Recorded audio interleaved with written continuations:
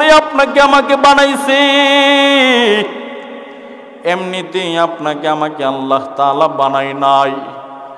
ফেরেশতারা বলেছিল ওয়াইদ ক্বালা রাব্বুকা লিল মালাইকাতি ইন্নী জাইলুন ফিল আরদি খলিফা। ফেরেশতারা রব্বে কারীমকে জিজ্ঞাসা করেছিল, আল্লাহ দুনিয়ার জমিনে মানুষ বানানোর প্রতিনিধি পাঠানোর কোনো দরকার নাই, মানুষ দুনিয়াতে যাইয়া মারামারি কাটাকাটি রাহাজানি রক্তপাত করবে, আপনার তাসবিহ আপনার গুণগান বর্ণনা করার জন্যে আমরা ফেরেশতারাই যথেষ্ট। রব্বে কারীম বলেছিল আমি যা জানি তোমরা তা জানো না, কথা কোন ঠিক কিনা?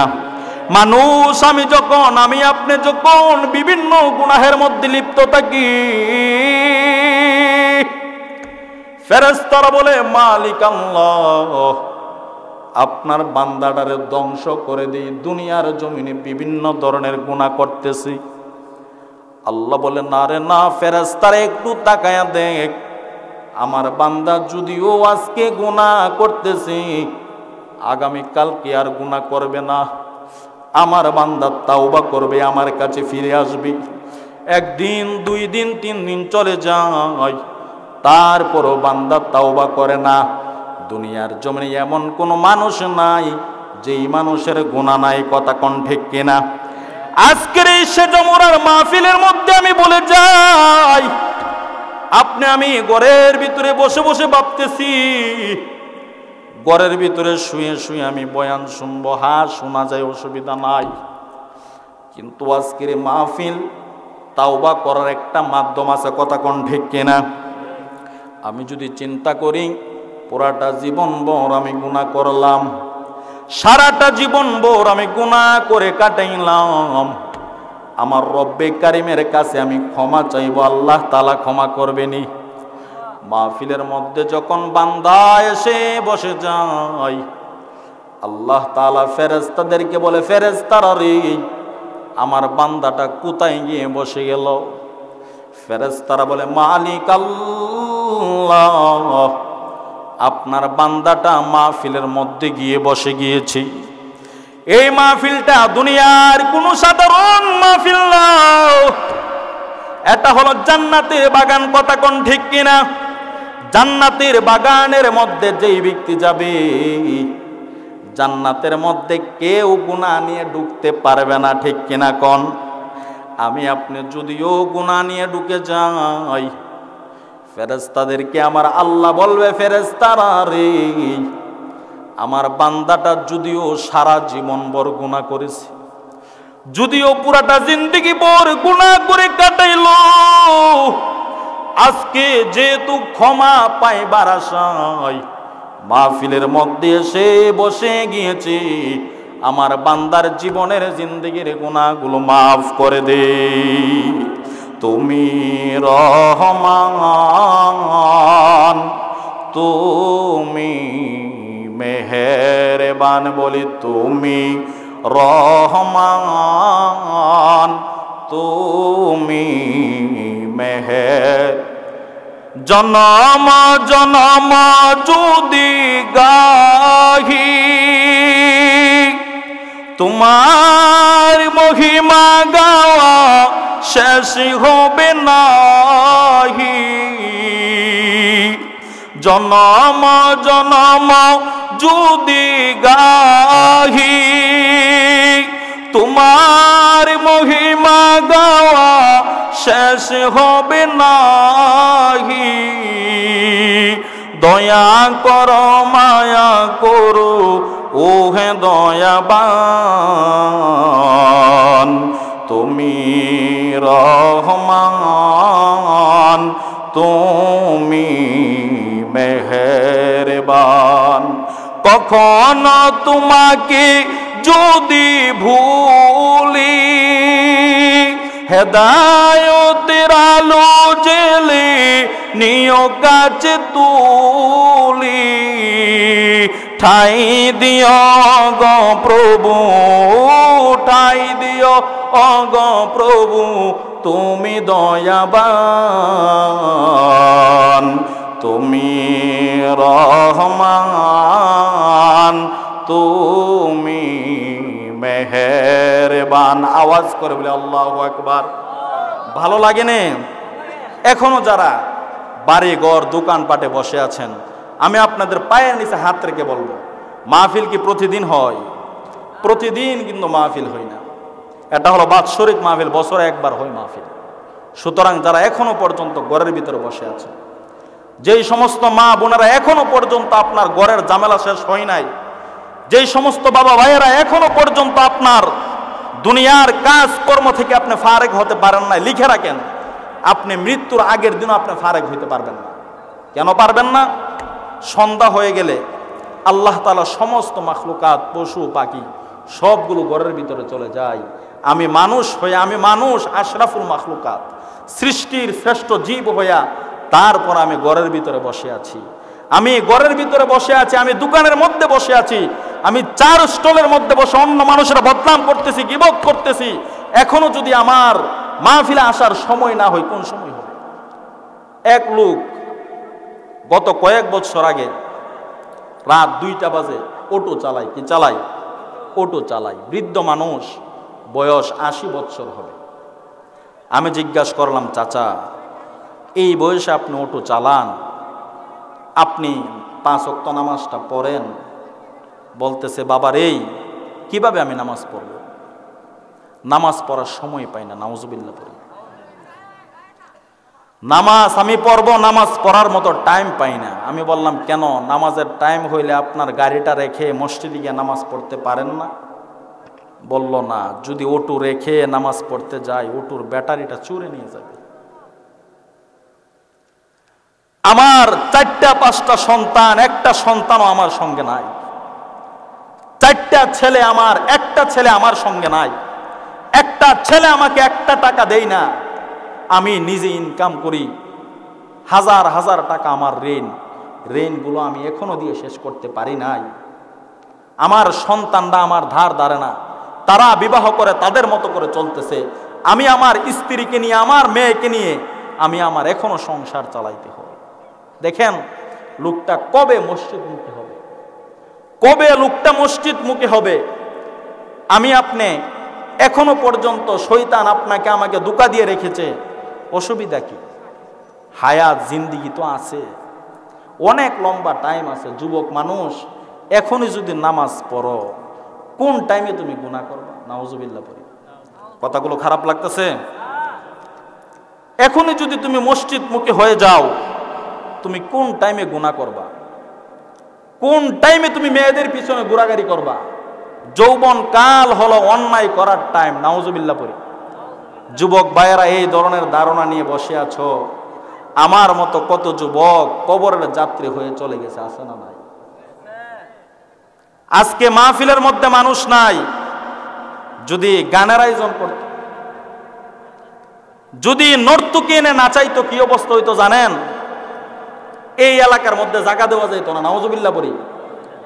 আবার আল্লাহ তাআলা মাফ করুক, বুঝার জন্য বলতেছি, বাংলাদেশের মধ্যে অনেক বক্তারা আছে, অনেক সুললিত কণ্ঠের বক্তারা আছে, বিভিন্ন দলের বক্তা আছে। ওয়াজ উঠতেও একটা গানও টান মারে। কে টান মারে? কথা কইতে হইবে, কে এর মধ্যে টান মারে? কেরে টান মারে? মানুষ নিয়ে। মানুষ হয়ে জমুক, গান গায়ে মানুষ জমান লাগবো?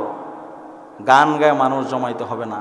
যার অন্তরের মধ্যে আল্লাহ তাআলার মহব্বত আছে, যার অন্তরের মধ্যে রাসূলের মহব্বত আছে, সে কোরআন এবং সুন্নাহের আলোচনা শুনে সে ঘরের মধ্যে বসে থাকতে পারবে না। কথা কোন ঠিক কিনা? সম্মানিত উপস্থিতি, আমার আলোচনার মধ্যে আমি চলে যাইতেছি। আল্লাহ পাক রব্বুল আলামিন আপনাকে আমাকে বানানোর একটা উদ্দেশ্য আছে না নাই?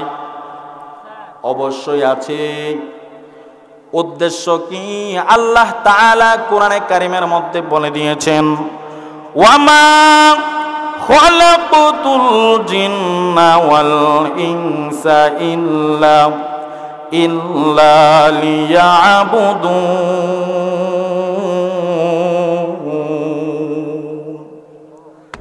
আল্লাহ তাআলা বলেন, আমি মানুষ এবং জিনকে বানাই নাই, ইল্লা দ্বারা ইস্তিসনা করেছি। তবে হ্যাঁ, মানুষ এবং জিনকে বানানোর উদ্দেশ্য হইল আমি রব্বে কারিমের গোলামি করা। কার গোলামি করা? দুনিয়ার জমিনে যতদিন আমি আপনি থাকব ততদিন পর্যন্ত গোলামি চলবে কার? একমাত্র আল্লাহ তাআলার গোলামি করতে হবে। রবের গোলামি ছাড়া পৃথিবীর জমিনে কাহারও গোলামি চলবে না। কথা কোন ঠিক কিনা? আল্লাহ তাআলা যে বানাইলো আপনাকে আমাকে গোলামি করার জন্যে, এখন বুঝতে হবে। অনেক মানুষ প্রশ্ন করে, হুজুর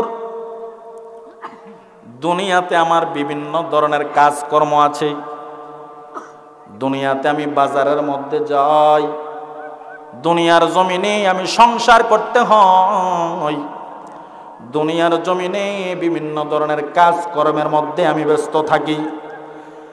আল্লাহ তাআলা যে আমাকে বানাইলো রব্বে কারিমের গোলামি করার জন্য, কিভাবে আমি গোলামি করব? কি কাজ করলে সর্বক্ষণ আমার আপনার রব্বে কারিমের গোলামি হবে? আমি আপনাদেরকে বলে যাই, আমার আপনার নবী আকায়ে নামদার তাজদারে মদিনা মুহাম্মাদুর রাসূলুল্লাহ সাল্লাল্লাহু আলাইহি ওয়াসাল্লাম, ওই নবীকে যদি আমি আপনি ফলো করে চলি, রাসূলের সুন্নাহগুলো যদি আমি আপনি অনুসরণ করে চলি, দুনিয়ার জমিনে যত কিছুই করব সব কিছু হয়ে যাইবে ইবাদত। আল্লাহু আকবার।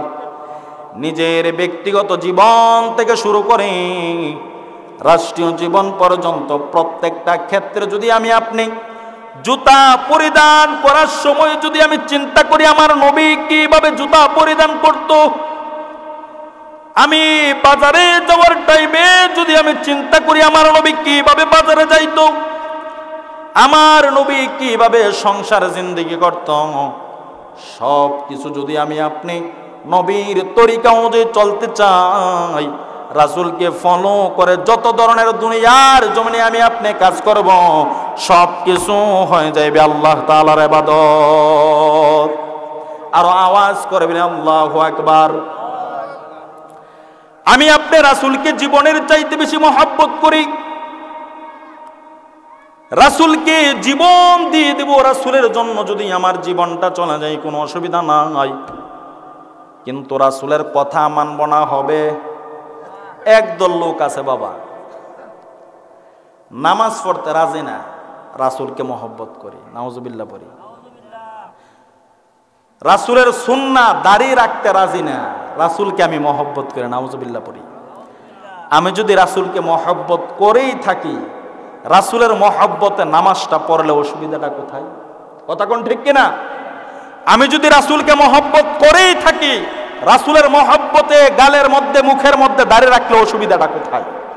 দুঃখের সঙ্গে বলতে হয়, বাংলার জমিনে এমনও পীর আছে যেই পীরের মুখের মধ্যে পর্যন্ত দাড়ি নাই। কথা কোন ঠিক কিনা? বাংলার জমিনে এমনও পীর দেখা যায় যেই পীরের পায়ের মধ্যে মহিলারা তেল মালিশ করে, পীরে শুয়ে শুয়ে গাঞ্জা খায়, আছে না নাই? এই ধরনের পীর বাংলার জমিনে অভাব নাই। এইগুলো পীর না, এগুলো হলো পেশাব। কথা কোন ঠিক কিনা? মানুষের ঈমান ধ্বংস করে ফেলতেছে। কোনো পড়াশোনা নাই, কোনো পড়াশোনা নাই। এক পীরে বলে কি জানেন? নাউজুবিল্লাহি মিন যালিক, তুমি যদি আমার মুরিদ হও, নামাজ পড়ার দরকার নাই। যদি তুমি নামাজ পড়ো, তুমি আমার মুরিদ না। নাউজুবিল্লাহ বলে। তো মুরিদ হইলে নামাজ পড়ানো লাগতো না। হে কেমন পীর, কেমন পীর হে? আবার বলতেছে কি জানেন? দাড়ি তো রাখলাম না, ফিরে বলতেছে, ফিরে দাড়ি তো রাখলাম না, দাড়িটা রাখছি কেন জানো? দেহি দাড়ি না রাখলে মানুষ ওয়াজ শুনে না। বুঝছেন নি? হ্যাঁ ধারণা কি? হুজুর বলতেছে দাড়ি না রাখলে মানুষ ওয়াজ শুনে না। এখন দাড়ি রাখছি মানুষ যাতে ওয়াজ শুনে। ওয়াজ শুনার পরে দেখি আমার মুরিদানো সবাই দাড়ি রাখা আরম্ভ করে দিছে। যখন দেখুন মানুষ সবাই আমার ওয়াজ শুনতেছে, আজকে একদিন দেখবা দাড়ি মারি সব ফালাই দিছে। নাউজুবিল্লাহ পড়ি। তো এই ধরনের পীর হ্যাঁ নিজ জাহান্নামে যেটা মুরিদ ভিডিও যাবে কোথায়? এ ফির হইব জাহান্নামের শিয়াল, মুরিদ হইব জাহান্নামের কুত্তা। কথা কোন ঠিক কিনা? বন্ডরা দেশটাকে ধ্বংস করে দিয়েছে। বন্ডদের কারণে বাংলার জমিনের মুসলমানগুলো আজকে বিভিন্ন ধরনের প্রশ্নবিদ্ধ হয়। বাংলার জমিনে বিভিন্ন মাজার কেন্দ্রিক বিভিন্ন জায়গার মধ্যে নাম দেয়, পবিত্র উরুস মুবারক নাম দিয়ে বিভিন্ন ধরনের নর্তকী মহিলাদেরকে নাচানাচি করা হয়। কথা কোন ঠিক কিনা? যেই জায়গার মধ্যে মহিলাদেরকে এনে নাচানাচি করা হয়, আল্লাহর ওলির দরবারের মধ্যে মাজারের সামনে মহিলা এনে গান গাওয়ানো হয়, আবার এটার নাম দে উরুজ শরীফ। নাউজুবিল্লাহ পড়ি। তুমি উরুজ শরীফ নাম দিয়া তুমি আল্লাহর ওলির দরবারে মাজারের সামনে তুমি গান গাওয়াইবা? এই মিয়া, আপনাকে যদি আমি জিজ্ঞাসা করি আপনার বাবার কবরের পাশে, মনোযোগ, আপনার বাবার কবরের পাশে যদি আমি কোনো নর্তকী মহিলা দিয়ে নাচাই, আপনারা মানবেন? কেন মানবেন না? বলবেন এই তোর যদি মহিলা দিয়ে গান গাওয়াইতে মনে চা তোর বাড়িতে নিয়ে গাও, আমার বাবার কবরের পাশে কেন? আমার বাবার কবরের পাশে কেন তোরা গানের আয়োজন করস? তো যেই ব্যক্তিকে তোমরা আল্লাহ তাআলার ওলি বলে স্বীকার করো, যাকে তোমরা বুজুর্গ বলে স্বীকার করো, এই ব্যক্তির কবরের পাশে তোমরা কি করে গানের আয়োজন করো? কি করে তোমরা মহিলাদেরকে দিয়ে গান গাওয়াও? এই ধরনের দায়ুস মহিলাদের গান শুনে যুব সমাজ নষ্ট হয়ে যাইতেছে। যত জায়গার মধ্যে দেখবেন এই ধরনের গানের আয়োজন করতেছে, এই ধরনের নর্তকীদের কেনে নাচানোর আয়োজন করতেছে, তত জায়গার মধ্যে বাধা দিতে হবে, কঠিন হাত দিয়ে বাধা দিতে হবে। আল্লাহর রাসূল বলেন, মান রাআ মিনকুম মুনকারান ফালিয়ুগাইয়িরু বিয়াদি ফাইল্লাম ইয়াস্তাতি ফাবিলিসানি ফাইল্লাম ইয়াস্তাতি ফাবিকলবি ওয়া যালিকা আদওয়াফুল ঈমান। কোন জায়গার মধ্যে যদি তোমরা কোনো অন্যায় কাজ দেখো, সর্বপ্রথম হাত দিয়ে বাধা দাও। হাত দিয়ে বাধা দিতে পারো না, জবান দিয়ে কথা বলো, জবান দিয়েও কথা বলতে পারো না, অন্তর দিয়ে ঘৃণা করো, অন্তর দিয়ে ঘৃণা করো। এটা হলো দুর্বল ঈমানের পরিচয়। আমি আপনি অন্তর দিয়ে কেন ঘৃণা করব? জীবন একবার, মরণ একবার, বই করব একমাত্র কাকে? একমাত্র আল্লাহ তাআলাকে বই করব, আল্লাহ ছাড়া কাউকে বই করব না। ঠিক আছে ইনশাআল্লাহ? যত জায়গার মধ্যে এই ধরনের শরীয়ত বিরোধী কাজ হবে, তত জায়গার মধ্যে ইনশাআল্লাহ উলামায়ে কেরামের তত্ত্বাবধানে ইনশাআল্লাহ এইগুলো প্রতিহত করতে হবে। গ্রাম থেকে এইগুলো উঠাতে হবে। বিভিন্ন জায়গার মধ্যে দেখা যায়, কথাগুলো খারাপ লাগতেছে, বিভিন্ন জায়গার মধ্যে দেখা যায় বিবাহ শাদীর অনুষ্ঠানের মধ্যে, গতকালকে আমার এলাকায় পুরাটা রাত গান বাজছে, পুরাটা রাত, বাড়ির মানুষ ঘুমাইতে পারে নাই। এই মিয়া, তোমার সন্তানকে তুমি বিবাহ করাইবা, যেই বিবাহর মধ্যে দিয়া তোমার সন্তানের ঘরে তোমার আহাল পরিবার, তোমার আওলাদ, তোমার বংশ বিস্তার হবে, এই বিবাহটাই যদি তুমি হিন্দুদের তরিকাই করো, গান গাওয়াইয়া নাচানাচি করাইয়া করো, তোমার ঘরে কোথায় থেকে নেক সন্তান আসবে? কোথায় থেকে আসবে নেক সন্তান? সাধারণ কোনো মানুষ যদি একটা দোকান দেই, দোকান উদ্বোধন করার টাইমে হুজুরকে ডাক দে, হুজুর আমার দোকানে একটু দোয়া করে দেওয়া যান, উদ্বোধন করে দেওয়া যান। কোনিও একটা নতুন একটা ঘর বানছি, হুজুররে ডাক দে, মসজিদের ইমাম সাহেবরে ডাক দে, মাদ্রাসার শিক্ষককে ডাক দে, হুজুর আমার ঘরটার ভিতরে একটু দোয়া করে দেওয়া যান। নতুন কোনো কিছু করলে একটা সন্তান দুনিয়াতে এসেছে, হুজুর একটু দোয়া করেন আমার সন্তানের জন্য। তো তোমার সন্তানকে বিবাহ করাইবা, বিবাহের ক্ষেত্রে কেন তুমি এই ধরনের অশ্লীল কাজগুলো করো? তুমি তো নিজে গুনাহ করতেছো, তোমার এলাকাবাসীকে পর্যন্ত তুমি গুনাহগার বানাইতেছো, এলাকার মানুষ পর্যন্ত রাত্রে ঘুমাইতে পারে না। এই জন্য প্রত্যেকটা মসজিদের ইমাম সাহেব এইগুলোর বিরুদ্ধে কথা বলতে হবে। প্রত্যেকটা সমাজ যদি পরিবর্তন হয়ে যায়, স্বাধীন সোনার বাংলাদেশ, সোনার বাংলায় পরিবর্তন হয়ে যাবে। কথা কোন ঠিক কিনা? সম্মানিত উপস্থিতি, আমি আপনাদের সম্মুখে সূরা মুদ্দাসসিরের 40 নং আয়াত থেকে 47 নং আয়াত পর্যন্ত আমি তেলাওয়াত করেছি। এই বিষয়ে আমি আলোচনা করব। মানুষ কিন্তু দুই ভাগে বিভক্ত হবে। কই ভাগে? দুই ভাগে মানুষগুলো বিভক্ত হবে। একদল যাবে জান্নাতে, আরেক দল যাবে জাহান্নামে। কথা কোন ঠিক কিনা? একদল জান্নাতি, আরেক দল জাহান্নামী। জান্নাতের মধ্যে যারা যাইবে, আল্লাহ পাক রব্বুল আলামিন তাদের কোনো আশা আল্লাহ তাআলা অপূরণ করবে না। কথা কোন ঠিক কিনা? যা মনে চাই তাই পাইবে। জান্নাতের মধ্যে কোনো কিছু নিষেধ নাই। আপনার কি লাগবে, কি মনে চাই, গান গাইতে মন চায়, জান্নাতে গান গাও, অসুবিধা নাই। জান্নাতের মধ্যে যা আপনার মনে চাইবে তাই আপনি পাইবেন। মনোযোগ, আলোচনায় ঢুকে গেলাম। জান্নাতীরা যখন জান্নাতে যাইবে, জাহান্নামীরা যখন জাহান্নামের মধ্যে যাইবে, যাওয়ার পর জান্নাতি লোকেরা তাদের অন্তরের মধ্যে একটা বিষয় উদিত হবে জান্নাতে গিয়ে চিন্তা করবে, হায় রে, আমি তো জান্নাতে আছি, আমার বাবা কোথায়? আমার বাবাকে তো আমি জান্নাতে দেখতেছি না। আল্লাহু আকবার। জান্নাতি লোক চিন্তা করবে, আমার মা কোথায়? আমি জান্নাতের মধ্যে আসলাম, আমার জান্নাতি বোন কোথায়? আমার দুনিয়ার মধ্যে আমার বন্ধু বান্ধব অনেকেই ছিল, তাদেরকে আজ আমি দেখতেছি না, তারা কোথায়? এই ধরনের একটা চিন্তা তাদের মধ্যে উদয় হবে।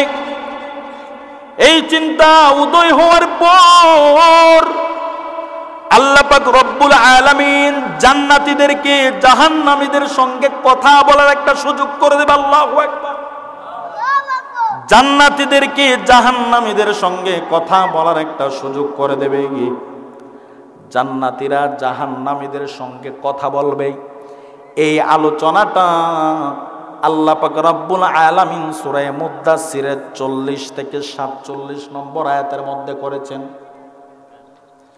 ফি জান্নাতি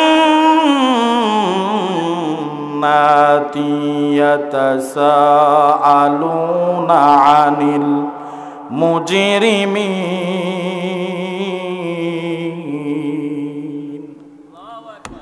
জান্নাতীরা জাহান্নামীদের সঙ্গে কথা বলবে। সর্বপ্রথম কথাটা জিজ্ঞাসা করবে, রে মা সালাকাকুম ফি সাকার, মা সালাকাকুম ফি সাকার, কোন কারণে তোমার ঠিকানা? একসাথে স্কুলে গিয়েছি, সব কিছু একসঙ্গে করলাম, আজকে কেন কেন তোমার ঠিকানা জাহান্নামে হয়ে গেল? এই কথা যখন জান্নাতীরা জাহান্নামীদেরকে জিজ্ঞাসা করবে, এই কথার উত্তরে 4টা কারণ বলবে। কয়টা কারণ? জোরে বলে, কয়টা কারণ? জান্নাতীরা যখন জাহান্নামীদেরকে জিজ্ঞাসা করবে, কেন তোমরা জাহান্নামের মধ্যে আসলা, কারণ কি? এই কথার উত্তরে জবাব দিবে কয়টা? 4টা জবাব দিবে। নাম্বার 1, 1 নাম্বার উত্তর দেবে, ক্বালু লাম নাকু মিনাল মুসাল্লিন।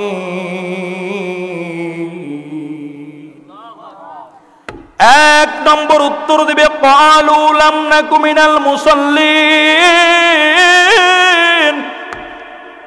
দুনিয়ার জমিনে আমরা নামাজি ছিলাম না, দুনিয়ার জমিনে আমরা নামাজ আদায় করতাম না। মুসল্লি কাকে বলে জানেননি? যেই ব্যক্তি নামাজ না পড়ে, ঠিক নেই? যেই ব্যক্তি নামাজ পড়ে তাকেই তো মুসল্লি বলা হয়, ঠিক নেই? যেই ব্যক্তি নামাজ পড়ে তাকেই তো মুসল্লি বলা হয়। যেই ব্যক্তি নামাজ আদায় করে না তাকে মুসল্লি বলা হয় না। আমাদের সমাজের মধ্যে কিছু ডিজিটাল মুসল্লি আছে, আসেনি? প্রতি শুক্রবারে 5 ওয়াক্ত না, একদম শুক্রবারে, সারা সপ্তাহ নামাজ নাই, শুক্রবারে মসজিদে মুসল্লি, প্রথম কাতারের মুসল্লি। এটা কি মুসল্লি? আরেক দল আছে আপনার ঈদের নামাজের মুসল্লি, সারা বছর নামাজও পড়ছে না, রোজাও রাখছে না, এই ঈদের দিন অক্করে খুব সহালে গোসল কইরা সাদা একটা সেন্টু গঞ্জি লাগাইব, উপরে দা পাতলা একটা পাঞ্জাবি লাগাইব, লাগায় সামনের কাতারে গিয়া বইব। মসজিদে ঈদগার কমিটি এলান করছে 9টা বাজে নামাজ, ঈদের নামাজ। যে কোনো কারণে 1 মিনিট দেরি হয়ে গেছে, ইমাম সাহেবের নামাজের নিয়মটা বলতে গিয়া 1 মিনিট দেরি হয়ে গেছে গা। এত মনে করেন সারা জীবন তো নামাজ টামাজ পড়ছে না, হঠাৎ করে সামনে বসেনি, বয়াকে হুজুর আর কথারও কোনো ঠিক নাই। হুজুররা টাইম দিয়া হুজুর ওই কথা ঠিক রাখে না, নাউজুবিল্লাহ কন। কিন্তু পুরা মাস গেছে, একটা রোজাও রাখছে না। সামনের কাতারে গিয়া কইব হুজুর আর কথা ঠিক নাই, টাইম দিয়েছেন 9টা বাজে, 9টা 1 মিনিট বাজলো করে।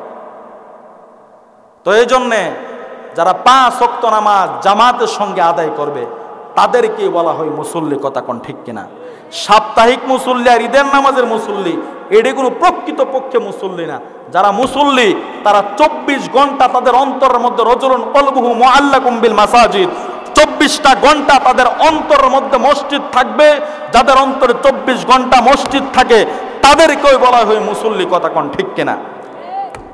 এক হুজুর বড় বক্তা সাহেব এক মাহফিলের মধ্যে গিয়া নামাজ সম্পর্কে অনেক জোরালো বয়ান করছে, খুব কঠিন বয়ান করে লাগছে। বেনামাজির বিরুদ্ধে খুব কঠিন বয়ান হয়েছে। হওয়ার পরে হুজুরে বয়ান শেষ করে যখন নামছে, হুজুরে বেড় দিয়া ধরছে। হুজুর, আপনারা টাকা দিয়ে আনছি ওয়াজ করবার লাগিয়া, আপনারা কি আনছি ইতা কইবার লাগিয়া? হুজুরকে কিতা কইলাম? আপনি আমরার বিরুদ্ধে এমনি কথা কইলেন কেন? আজকে আপনার শক্ত বিচার হইব। হুজুর মনে মনে দোয়া করতেছে, আল্লাহ নে আমার হেফাজত করে। আল্লাহ জানে নতুন মানুষ, নতুন এলাকা, আল্লাহ জানে আমার আজকে কি অবস্থা। হুজুরকে বাজান কেরে পারি? হুজুর আমরা নামাজ পড়ি না। আপনারা কইছে কথা এই কথাটা, নামাজ পড়ি না দেখে এইভাবে আপনি আমরার বিরুদ্ধে কইবেন? হুজুর কয়, আরে আমি তো আপনার বিরুদ্ধে কইছি না, আমি তো বেনামাজির বিরুদ্ধে না কইছি। আরে আমরাই তো বেনামাজি, আমরাই তো নামাজ পড়ি না, আমরার বিরুদ্ধে তো কইছুন। এইভাবে ওয়াজ করে মানুষ। হুজুর কয়, আপনারা নামাজি? ক না, আমরা নামাজি না, আমরা নামাজ পড়ি না। কেরে ফাঁস ওয়াক্ত পড়েন না? ক না। ফাঁস ওয়াক্ত পড়েন না? ক না। জুমার নামাজ পড়েননি? ক এটা তো পড়ি। শুক্রবারের নামাজটা তো পড়ি। কত শুক্রবারের নামাজ পড়লে আপনারা তো মুসল্লি, শুক্রবারের মুসল্লি। আপনার বিরুদ্ধে কইছি না তো। আরেক দলকে হুজুর আমরা শুক্রবারের নামাজও পড়ি না, আমরার বিরুদ্ধে কইছি না। হুজুর কো, আরে মিয়া আপনার বিরুদ্ধে কাটা কইছি ঈদের নামাজ পড়েন না? ক এটা তো ফরন লাগে, ঈদের নামাজ তো ফরন লাগে মাঝে মধ্যে, এটা না পড়লে বেতন নেই। কথা আপনারা ঈদের নামাজের মুসল্লি। আরেক দলকে হুজুর আমরা শুক্রবারও পড়ি না, ঈদের নামাজও পড়ি না, আপনি আমরার বিরুদ্ধে কইছেন। আরে ব্যাক কল কেটা কইছে তোর বিরুদ্ধে কইছি? তোরা জানাজার নামাজ পড়িস নেই? ক এটা তো না পড়ে উপায় নাই, জানাজার নামাজটা পড়ি। কথা আপনারা জানাজার নামাজের মুসল্লি, অসুবিধা। আমি কইছি বেনামাজের, যেটি নামাজ পড়ে না এটির বিরুদ্ধে কইছি। এখন শুক্রবারের নামাজি, ঈদের নামাজি, জানাজার নামাজি, এইগুলো কি নামাজি? অবশ্যই এগুলো নামাজি না। সম্মানিত উপস্থিতি, আল্লাহ পাক রব্বুল আলামিন বলেন, ক্বালু লাম নাকু মিনাল মুসাল্লিন। জাহান্নামীরা এক নম্বর উত্তর দেবে, আমরা নামাজি ছিলাম না। দুনিয়ার জমিনে আমরা নামাজ আদায় করতাম না। এক নম্বর কারণ বলবে আমরা নামাজ পড়তাম না। এখন আপনারাই বলুন, জাহান্নামে যাওয়ার এক নাম্বার কারণ কি? নামাজ আদায় না করা। আল্লাহর রাসূল বলেন, আউয়ালু মা ইউহাসাবু বিহিল আবদু ইয়াউমাল কিয়ামাতিস সালাহ। আল্লাহর রাসূল বলেন, যখন হাসরের ময়দান কায়েম হয়ে যাইবে, হাসরের মাঠ যখন কায়েম হয়ে যাইবে, সর্বপ্রথম আল্লাহ তাআলা ইবাদতের ক্ষেত্রে প্রথমে নামাজের হিসাব নেওয়া শুরু করবে। নামাজের কথা আপনাকে জিজ্ঞাসা করবে, নামাজ সম্পর্কে আপনাকে জিজ্ঞাসা করা হবে। হাসরের মাঠ এমন ভয়াবহ অবস্থা হবে, যেই জায়গার মধ্যে মা সন্তানের পরিচয় দিবে না, বাবা সন্তানের পরিচয় দিবে না, ভাই ভাইয়ের পরিচয় দিবে না, কেউ কেউয়ের পরিচয় দিবে না রে ভাই। এমন এক অবস্থা হবে হাসরের ময়দান। আল্লাহর রাসূল বলেন, সমস্ত মানুষগুলি উলঙ্গ হইয়া দাঁড়াইবে। সব মানুষগুলো হাসরের ময়দানে উলঙ্গ থাকবে। আম্মা জান আয়েশা রাদিয়াল্লাহু তাআলা আনহা বলেন, ইয়া রাসূলুল্লাহ, ইয়া হাবিবাল্লাহ, নবী, হাসরের ময়দানে কি সবাই উলঙ্গ অবস্থায় দাঁড়াইবে? আমার নবী বলে, আয়েশা, আয়েশা রে, হাসরের ময়দান এমন এক ময়দান হইবে, সমস্ত মানুষগুলো উলঙ্গ অবস্থায় দাঁড়াইবে। কেউ কাহার দিকে তাকাইবে না, কেউ কাহার দিকে চাইবে না, সবাই চিন্তিত থাকবে, সবাই টেনশন করবে।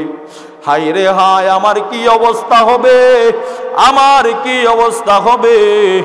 হাসরের ময়দানে দাঁড়ানোর পর তাকায়া দেখবে হাসরবাসীর দিকে জাহান্নাম উৎ পেতে আসতেছে, জাহান্নাম হাসরবাসীর দিকে আসতেছে। আল্লাহ তাআলা ফেরেশতাদেরকে বলবে, ফেরেশতারা রে, জাহান্নামকে আটকাও, জাহান্নামকে আটকাও, জাহান্নামকে তোমরা ধরে রাখো। ফেরেশতারা 70,000 ফেরেশতা 70,000 শিকল লাগায়া জাহান্নামকে টেনে ধরে রাখতে চাইবে, তারপরেও জাহান্নামকে ধরে রাখতে পারবে না। ফেরেশতারা জাহান্নামকে টেনে ধরে রাখতে পারবে না। আল্লাহ পাক রব্বুল আলামিন অল্প একটু পানি জাহান্নামের গায়ের মধ্যে ছিটাইয়া দিবে। জাহান্নামের গায়ে পানিটা পড়ার সাথে সাথে জাহান্নাম পিছনের দিকে চলে যাবে। ওই মুহূর্তে ফেরেশতারা বলবে, মালিক, আমরা এত শক্তিশালী ফেরেশতারা জাহান্নামকে টেনে ধরে রাখার চেষ্টা করলাম, ও মালিক আমরা ধরে রাখতে পারি নাই। আপনি এটা কোন পানি জাহান্নামের গায়ে ছিটাইয়া দিলেন? কোন পানি দেওয়ার কারণে জাহান্নাম পিছনের দিকে চলে গেল? এটা কি জমজমের পানি? এটা কি হাউজে কাউসারের পানি? আমার আল্লাহ বলবে, না না, এটা জমজমের পানিও না, এটা হাউজে কাউসারের পানিও না। ফেরেশতারা বলবে, তাহলে এটা কিসের পানি? রব্বি কারিম বলবে, ফেরেশতারা রে, এটা হলো আমার গুনাহগার বান্দার চোখের পানি। আল্লাহু আকবার। এটা হলো আমার গুনাহগার বান্দার চোখের পানি। যে বান্দা আমি রব্বে কারিমের ভয়ে কান্না করত, যে বান্দা আমি রব্বে কারিমের কথাগুলো মনে করে কান্না করত, জাহান্নামের বয়ের কথা শুনে কান্না করত, রাত্রের বেলা ঘুমাইতো না, কাঁদতে কাঁদতে বালিশ পর্যন্ত ভিজাইয়া দিত, আমার জাহান্নামের কথা মনে করে করে কান্না